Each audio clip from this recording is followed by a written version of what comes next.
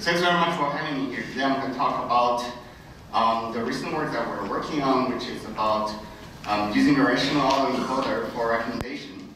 And this is joint work with our awesome collaborators, Rahul Krishna from MIT and Matt Hoffman from Google, and also Colin Javara from Netflix. Okay, so I will tell you a little bit about the background. So when you think about recommender system, you are probably more familiar with the Netflix price rating prediction task. However, today I'm actually going to talk about a different scenario which involves the so-called implicit feedback. So in implicit feedback setting, we observe the user interaction, and we basically observe whether or not the user interacts with the item, and maybe even how many times the user interacted with the item. And one of the biggest characteristics of implicit feedback data is that, we can actually only observe the positive signal, because basically when we didn't observe a user interaction to certain items, we don't know whether or not it's because the user does not like it, or it's because the user is not aware of it. So we cannot trivially just treat all the unobserved entries as negative signals. Which is why in some other communities, this implicit feedback is also called positive unlabeled learning. And at this point, I would actually want to digress a moment and talk about why we should maybe not using the old Netflix price reading prediction task anymore, especially computing RMSE on the observed rating. Because basically, when you actually compute RMSE on the observed rating, you are basically throw away the fact that sometimes when a user didn't rate an item, it does actually means the user is probably not aware of it. So I think this is actually very important for recommender system. So that's why it kind of pains me to see a lot of research actually spend time working on the rating prediction task, but I think the implicit feedback scenario is actually more practical, and so end of the rant. And now I'll go back to the implicit feedback data. So now the implicit feedback data is represented in the form of a user-item interaction matrix. So here I have an example of a toy example of interaction matrix with 3 users and 3 items. And we observe that some user interact with some items and didn't interact with some other item for reasons that we don't know. And to actually model this type of data, we want to use both the observed and the missing entries in the model to take into account that, well, the missing entries are not necessarily negative. And to evaluate such type of algorithm, we basically are trying to rank the so-called relevant items higher in the list. So this type of problem is also sometimes called the top-end recommender system. And so to lay down a little bit of notation for the rest of the talk, so here I use XU to represent this vector of user interaction to all the items. And in this case, we basically consider the binary case, but it could also be a general count. Okay, so I know most of you are very familiar with variational autoencoders, but I will just give you a very brief introduction. So I think there are many ways to interpret variational autoencoders. So here I want to think about it as a combination of both model and inference. So in our case, considering the nature of our data, the model we chose here is what I call a multinomial nonlinear factor analysis. So the general process is pictured here. It's basically for each user, we draw a latent representation ZU from just standard normal, like everyone else is doing. And then we basically pass this latent representation through some function f, which is parameterized by theta, and we basically normalize it through a softmax function so that we actually have a proper discrete distribution over all the items, which is represented by the pi here. And then finally, given the total number of interactions for each user, we draw this interaction vector that I defined in the previous slides, XU, from a multinomial distribution with parameter pi. And this generative process is described by the graphical model on the right.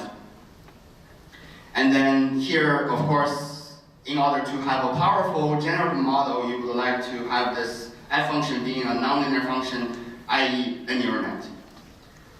And then for the inference, since we're talking about Bayesian inference, when I say inference, I'm basically saying I want to reason about the posterior, which is intractable. So as most of you probably know, like in the variational inference paradigm, we basically try to approximate this intractable posterior P of z given x by a simpler distribution Q of z. And in this case, we chose Q of z being a diagonal Gaussian distribution, and we have both mean and the variance being the free parameters that we can optimize to minimize the KL divergence between the Q distribution and the actual intractable posterior distribution. So, however, there's one problem with this type of approach, which is that, as you can see, we have those free parameters, and those free parameters will grow as you have more users, which is not a very ideal scenario, because if you have a new user comes in, and you will have to basically learn those new free parameters for those users, which is not a very ideal case. So what's interesting about the variational autoencoder is that it basically proposed this idea of amortization, and which is why so basically what it does, it replaces this per user parameter with actually a data-dependent inference functions. So what it does is basically, rather than having the mean and variance of the posterior, the approximating posterior Q distribution being some free parameters that you can optimize, actually instead just have two functions which takes the input and the function will output the optimal variational parameter, so which is the function mu and the function mu and sigma here. And again, those functions are normally chosen as some nonlinear function, which is neural net. And here on the right, I basically have this whole process in this graphical model. And as you can see on the top, you have the inference part, which takes the input. And the model actually outputs some variational parameter. And then at the bottom, you have the generative model, which starts from the latent representation, and then you finally reach the data, which gives you this autoencoding structure, hence the name of variational autoencoder. Okay, so I want to step back a little bit and talk about why we want to actually use VAE, or rather why we want to do Bayesian inference, because I mean I'm from industry.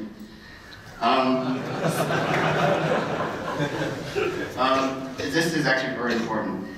So the first big reason is actually that the VAE actually, if you think about it, it actually generalized the very commonly used latent, like the linear latent factor model, the matrix, like Gaussian matrix factorization that many of you have heard of. I mean, you can basically recover the classic Gaussian matrix factorization as a special linear case of the model I just presented. And believe it or not, even in 2017, this model, the Gaussian linear matrix factorization model, is still one of the dominant models used in industry for recommender system. So now we have a better, more generalized, more complex model, so I think that's a good thing.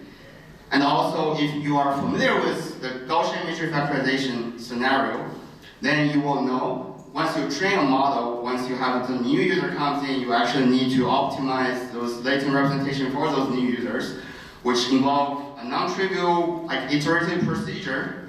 And this is not ideal, as I said earlier. But with a VAE, because of the amortization, giving a user's interaction vector, if you want to actually have a predicted probability pi, all you need to do is to evaluate two functions. So you evaluate the inference function first, and then you evaluate the generative function. So this is actually very good in an industrial setting. And finally, why I want to be Bayesian in this case, because I actually want to argue that recommender system is probably one of the few problems in the industry that is actually very suited for Bayesian inference. So many people consider recommender system as a big data problem because you know, you have so many users, you have so many items. But in reality, what's really happening is each user only interacts with a tiny fraction of all the items that in your catalog or whatever. And you really have a very, very tiny sparse signal from all the users. And what you can really do is try to pull everything together, make use of all the sparse signal as much as you can, and really try to actually take uncertainty and taking this Bayesian approach very seriously. So if anyone actually works on Bayesian inference and think about practical application, think about recommender system. Okay, so training BAE is actually very trivial, as many of you probably know. So we are basically optimizing, well, basically to minimize the KL divergence is also equivalent to maximize this, what's this so-called evidence lower bound, or ELBO. There are many interpretations of the ELBO. There is even a paper called ELBO surgery. Basically here I want to talk about one interpretation, which is that we can kind of think of this objective as like some regularized objective where the first term is basically some negative reconstruction error, because that's the log likelihood. And then we kind of consider the second term, the KL divergence term, as some form of regularization. And if you think about this objective in this way, it's actually very natural to think, oh, I would like to actually add a regularization parameter to control how much regularization I want, hence the beta. So in the original BAE paper, beta is basically set to 1. But I would argue that in our case, we want to set beta smaller than 1, which basically means this will relax the prior constraint. And we have two reasons for doing that. So the first reason is, if you set the beta smaller than 1, it's no longer a proper generative model. However, we probably don't necessarily need all the statistical property of a proper generative model. We probably will not sample user history giving a VAE.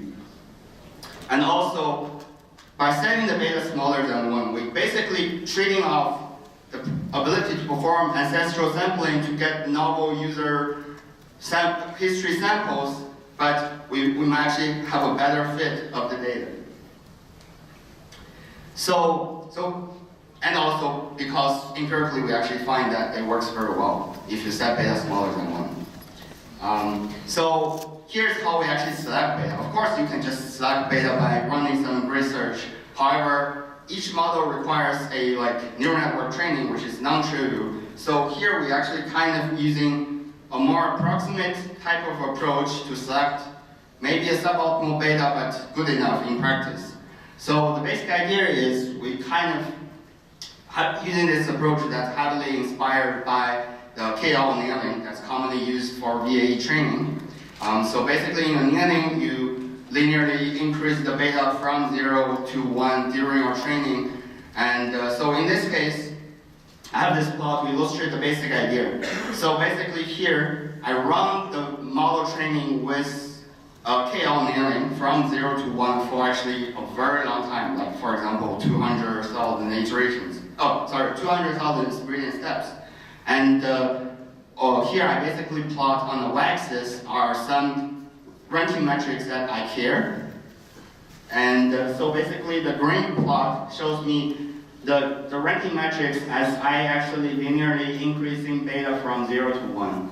So as you can see, it starts up increasing and at some point actually decrease, which is consistent with the point earlier I said if I actually set beta larger, it actually hurts the performance. So once I do that, I actually know where the performance reached the peak and the corresponding beta. So I basically just retrain the model with that beta, and then that gave me the red curve, which is much higher here. And also for a reference, I also have a model where I didn't do any annealing, which basically means I set beta to 1, and that's the the blue curve, which is here, and that's pretty bad, as you can see. Okay, so I think this idea of adding this additional regularization is definitely not something new. It's actually, I think this is an old idea that got explored many times in the past and also very recently. So we can actually make very nice connection by between adding this regularization term with some old-fashioned idea, for example, maximum entropy discrimination, and also the information bottleneck principle, both of which basically introducing this trade-off between expressive latent representation and the better fit of the data. And also recently there are actually a lot of ongoing work that's trying to understand the trade-off in learning latent verbal model with VAEs. For example, from last year, iClear, we have like variational lousy autoencoders, beta VAE, and deep variational information bottleneck. And if you are like me, who actually scroll through many of the iClear submissions this year, you will actually see there are actually many more papers investigating in this topic. So I hope there will be more work coming in the future.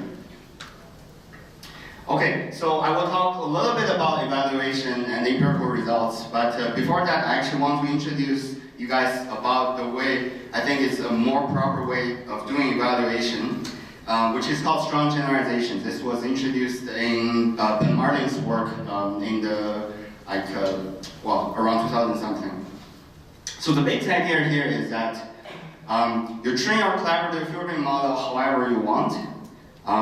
However, to do evaluation, he argued that we should actually use a user that is a held out user. So by held out, I basically mean this user's any interaction was not used during training.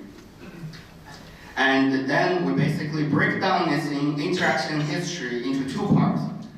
And the first part is what I call a folding set. And the second part is what I call a target set. So the basic idea is that once you train your model, here you are giving a new user. You basically need to learn some necessary user representation for this new user. And this is what this folding set is used for. And also, given the folding set, you can basically obtain a predicted ranking by just, for example, for VAE, you can just rank all the items by the predicted multinomial probability. And then, once you have this predicted ranking, you look at the target set and you see where this item in the target set is ranked in the predicted ranking, and you compute some ranking-based metrics, for example, recall K, or if you care about the top of the rank, you use the top-heavy metric, for example, the normalized discounted cumulative gain, NDCG at K. And this will be the way that I do evaluation for the rest of the talk. And I think this approach is more robust and is also more challenging. Okay, so we did some empirical study on public data set. We also did on Netflix internal data set. Unfortunately, I cannot tell you results about that, but they are quite consistent with what we observe on the public data set. So here I basically evaluated the approach on 3 public medium to large scale data sets, for example, the movie Land 20M, and also the Netflix price data set, and finally a music data set, which is called million song data set. And the last column, in the last row, I basically list how many users I used as a held out user to compute those held out metrics that I introduced in the last slide. Okay, so a little bit quantitative results. The basic idea is that I think it's doing pretty good. So here I basically call this variational autoencoder that we set beta less than 1, we call it a partially regularized VAE, which is why it's called VAE superscript PR. And as actually a very direct comparison, we basically do a non-Bayesian version, a point estimate of the autoencoder, and we also add dropout at input, so we call it denoising DAE, which is denoising autoencoder. So both of which are actually performing very competitive compared to some pretty strong standard baseline in both the linear and non-linear model. As you can see here, on the both Netflix price data set and the movie land data set, both VAE and DAE are doing quite well. I don't have the space for the MSD data set, but it's pretty much the same. And now I want to go back to my original question about why I want to be Bayesian again, and to give you an idea of why I argue this is a small data problem and why it matters. So here so as you can remember from previous slides, the performance of DAE, which is more of a Bayesian approach, and the DAE, which is a point estimate, they are both very competitive. However, if you actually break down the performance by user activity, so basically here I break down the user activity from left to right, or from low to high. So basically, all the plots on the right are the users where activity are quite low. I break it basically down by 20% quantiles. And as you can see on movie land dataset, the performance, when we don't have a lot of user interaction data, the VAE actually doing much better. And interestingly, on the most active user Bing, VAE is actually not doing as well as a point estimate, which is understandable because that's basically saying your prior constraint sometimes might hurt you. So it's basically your call to decide whether or not you want to trade this off. And the case on this movie, minutes on dataset is slightly different, but you can still argue it performs okay on the user with smaller interaction. However, on the other hand, I also want to point out, because the way I pre-process the data, for movie land dataset, each user has at least watched only 5 movies. While on the minutes on dataset, actually each user has to listen to at least 20 songs. So that basically means the first being here are way, way, way sparser than the first being here. So I hope this kind of giving you a little bit of evidence that thinking from the small data perspective in recommended system is actually very important. And employing a principal Bayesian approach is very desirable. Okay, so basically in conclusion, we extend the famous variational autoencoders to clever filtering for implicit feedback. And I also want to encourage you guys, if you actually ever think about doing something about recommended system, try to think from this implicit feedback perspective and don't use reading prediction anymore. And basically, and also we introduced this regularization parameter to try to trade off the generative power for actually better predicted performance, recommendation performance. And we also show some evidence that employing principal Bayesian approach actually performed very well in the small data regime. And yeah, that's it. Thank you very much. And sorry. And I want to just plug in, we have this Netflix technology blog. We recently actually posted an article about how we do personalized image selection, which is also very interesting. So if you're interested, please check it out. Thank you very much.